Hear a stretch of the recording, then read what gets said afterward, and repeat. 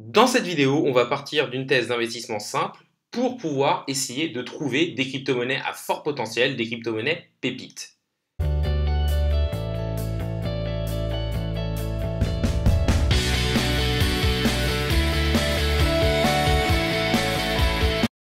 Salut à tous, c'est Inspecteur Crypto, bienvenue dans la vidéo du jour qui va parler tout simplement de comment trouver une pépite crypto-monnaie. J'ai déjà fait plusieurs vidéos à ce sujet, mais là j'ai eu une nouvelle idée et donc j'ai décidé de vous en faire part. N'hésitez pas à liker la vidéo, à commenter pour me dire ce que vous pensez de ce type de vidéo et si vous avez des réflexions à me faire. N'hésitez pas non plus à vous abonner, ça permet de faire grossir la communauté et ça récompense le travail que je fais au jour le jour.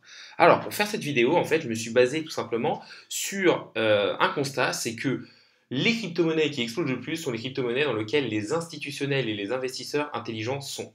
Donc je me suis dit, je vais regarder dans quelles crypto-monnaies sont les gros portefeuilles, les wealths et les fonds d'investissement.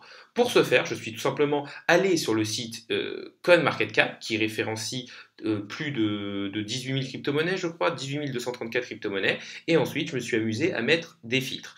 Quand vous allez mettre des filtres, vous allez avoir différentes choses. Et dans la partie catégorie ici, vous allez pouvoir trouver les différentes catégories, mais aussi les différents fonds qui peuvent investir au niveau des crypto-monnaies. Là, vous avez par exemple Coinbase Venture Portfolio. Et en cliquant dessus, vous pouvez savoir que Coinbase Venture Portfolio a donc toutes les crypto-monnaies ci-dessous.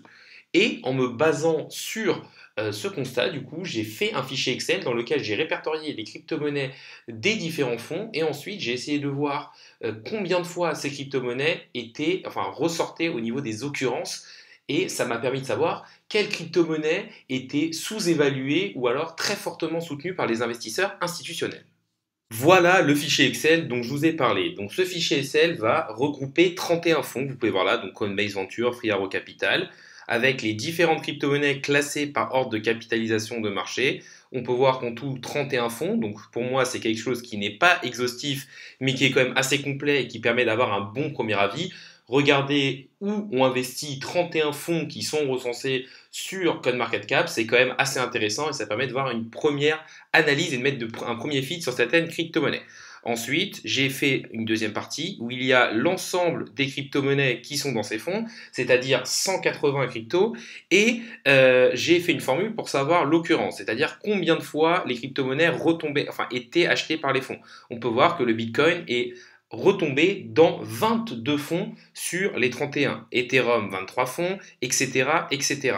Et ensuite, je me suis dit que j'allais mettre tout simplement des petits filtres, c'est-à-dire ne garder que les crypto-monnaies, dans un premier temps, qui ont été citées au moins 5 fois. Ça permet de voir une certaine occurrence, ça permet de voir que beaucoup d'investisseurs ont investi de temps, et du coup, ça m'a laissé 28 crypto-monnaies intéressantes à regarder pour de l'investissement. Si ces crypto-monnaies sont achetées par au moins 5 personnes, enfin 5 fonds, ça veut dire qu'il y a de l'argent institutionnel dedans et que les institutionnels qui sont rentrés dedans ont peut-être déjà fait des gros multiples. Ça va être à regarder dans les critères et dans les recherches qu'il va avoir à faire sur chacun des projets. Mais là, vous vous dites, j'ai seulement 28 crypto-monnaies à regarder en détail, sachant que les peut-être 10 ou 15 premières sont déjà des très grosses crypto-monnaies assez capitalisées et donc dans lesquelles vous pouvez avoir assez confiance. Et donc voilà, trouver la team et tout, ça va être assez facile. On peut voir qu'on a des crypto-monnaies dans le set que j'ai regardé qui vont du Bitcoin qui au jour de la vidéo a 748 milliards de capitalisation de marché à Dodo qui lui a 43 millions de capitalisation de marché. Donc il y en a un peu pour tous les goûts, pour les personnes qui veulent des actifs risqués, un peu moins risqués, capitalisés, un peu moins capitalisés. Après forcément là ça permet juste de mettre un filtre encore une fois, il faudra bien sûr faire ses propres recherches. Je vais maintenant vous montrer comment regarder au moins les bases sur 3 projets.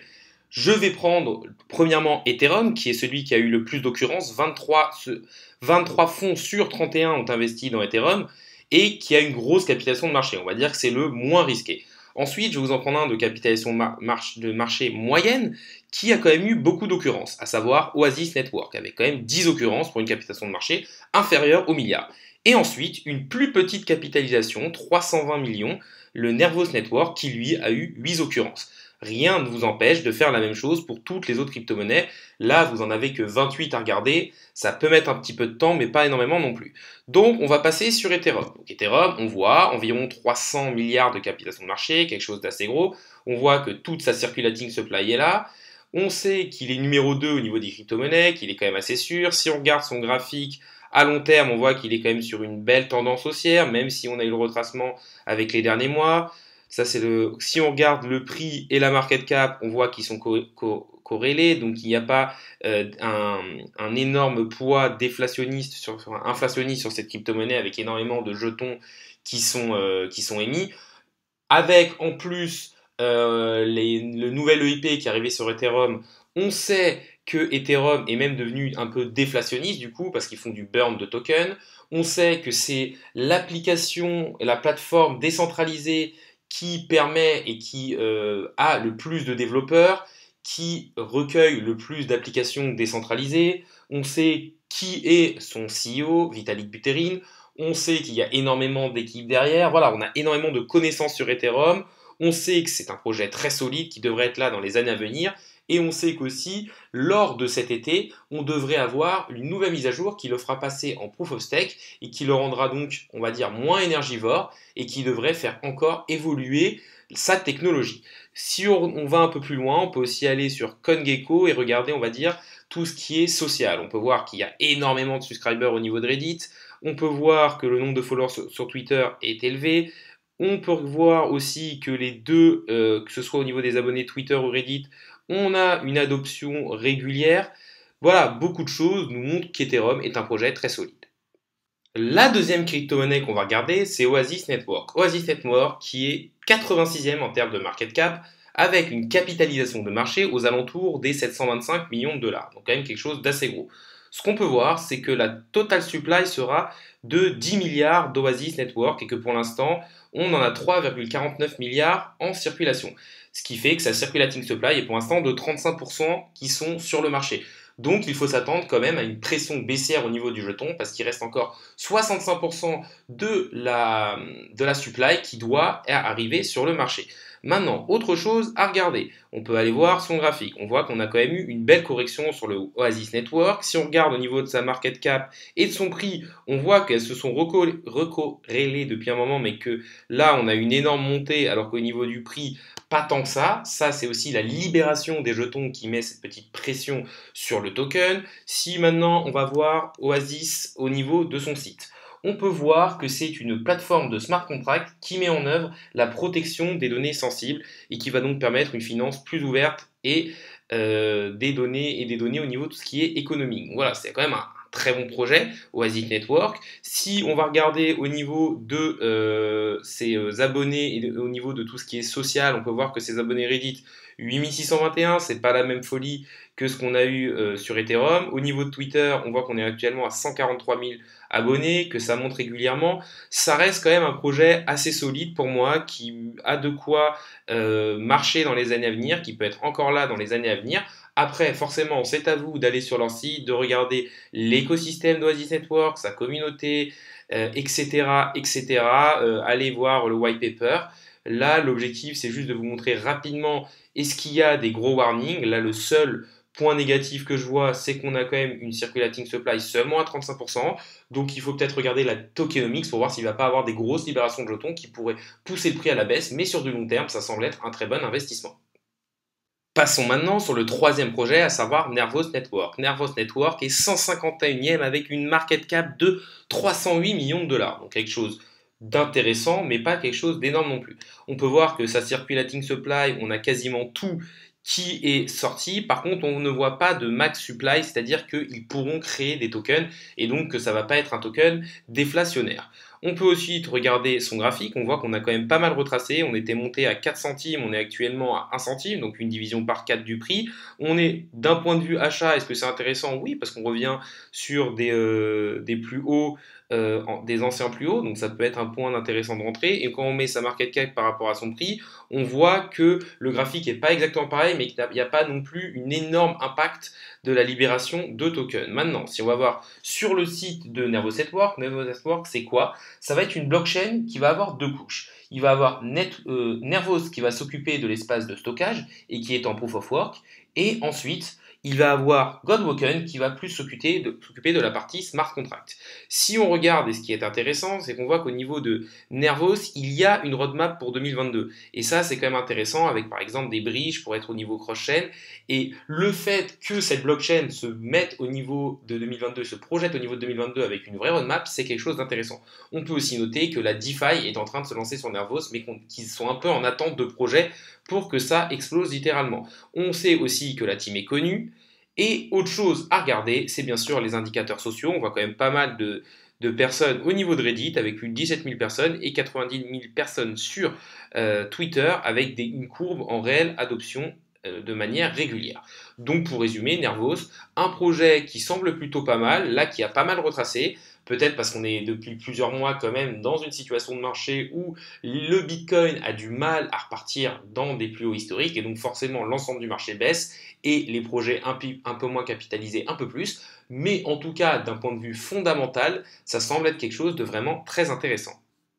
On va regarder un petit peu plus le graphique au niveau du Nervos Network. Là, je suis sur l'application Atani qui permet de gérer toutes ces crypto-monnaies et tous ces échangeurs d'une seule application et qui vous permet d'utiliser TradingView de manière gratuite avec tous les indicateurs. On va faire donc une petite étude assez rapide du CKB ou du Nervos Network. Donc ce qu'on peut voir, c'est que c'est une crypto-monnaie qui est là depuis 2021, qu'on a eu un fort pump, qu'actuellement on est en dessous de la zone de rechargement, qu'on a eu un retracement depuis son plus haut historique qui est quand même assez élevé, un retracement de 76%. On voit qu'on est en train de revenir pas très loin de ces plus bas là. Là, on a une belle zone de support. Après, on voit qu'on n'a pas énormément de volume. Est-ce que c'est le moment d'acheter du Nervos si vous voulez rentrer dessus on va dire en DCA long terme, ça peut être un bon premier point d'entrée, mais c'est pas non plus un point optimal parce qu'on voit qu'on n'a pas encore de figure chartiste de retournement qui nous montrerait qu'on partirait vers une énorme poussée haussière. On arrive sur la fin de la vidéo, donc n'hésitez pas à liker la vidéo, à commenter en me disant ce que vous pensez de ce type de vidéo et quel sujet vous voudriez y voir sur la chaîne. N'hésitez pas non plus à vous abonner, ça récompense le travail que je fais au jour le jour et ça permet de faire grossir la communauté. Donc, un petit mindset, une petite conclusion assez rapide de la vidéo. Je suis parti tout simplement de la thèse d'investissement que là et les crypto-monnaies qui marchaient le mieux, c'était des crypto-monnaies dans lesquelles des fonds d'investissement, des gros portefeuilles, des wealths investissaient. Et donc j'ai regardé les différents fonds d'investissement qu'on avait disponibles sur CoinMarketCap et ensuite via un fichier Excel, j'ai regardé combien de fois ces fonds d'investissement investissaient dans telle ou telle crypto-monnaie.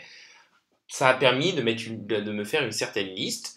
J'ai pris les crypto-monnaies qui ressortaient sur au moins 5 fonds sur 31 et ensuite en fonction de la capitalisation de marché, je vous en ai montré 3 pour savoir comment les étudier et regarder au moins les red flags de manière assez rapide. Vous pouvez essayer de le faire sur les autres crypto-monnaies du fichier que je vous ai donné. Ça peut vous permettre d'investir dans des crypto-monnaies qui ont des très forts potentiels pour l'avenir. Après, ce qu'il faut regarder aussi, ce qui est très important à regarder, je vous l'ai déjà dit, mais c'est la tokenomics. Si vous voyez que les investisseurs institutionnels sont déjà sur un x100 sur cette crypto-monnaie-là et qu'ils vont avoir de la libération de leurs jetons dans pas longtemps, ils risquent d'en vendre une certaine partie et ça peut faire baisser le prix. Mais en tout cas, vous pouvez vous dire, ce projet est intéressant, donc je le mets au moins sur ma watchlist. C'est important d'avoir au moins une watchlist pour se dire, ok, là ça a retracé de 75-80%, je pense qu'on part dans un vrai bull market, ça peut être intéressant de rentrer maintenant dans ce projet. La vidéo du jour est maintenant finie, salut à tous et à la prochaine.